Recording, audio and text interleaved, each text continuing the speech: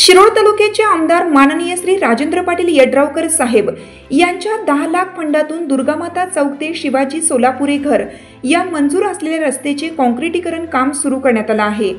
गेल्या अनेक वर्षापासून प्रलंबित असलेला हा प्रश्न ग्रामपंचायतीकडून मार्गी लागला, त्यामुळे नागरिकातून समाधान व्यक्त होत आहे।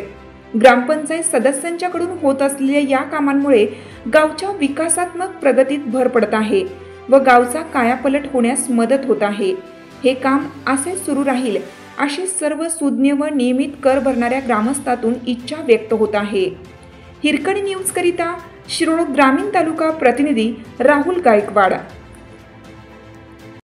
चालू घडामोडींचे अपडेट्स जाणून घेण्यासाठी आपल्या हिरकणी न्यूज चॅनलला सबस्क्राइब जरूर करा, लाईक करा, कमेंट करा आणि शेअर करा। बेल आयकॉनवर प्रेस करा आणि नोटिफिकेशन्स मिळवा।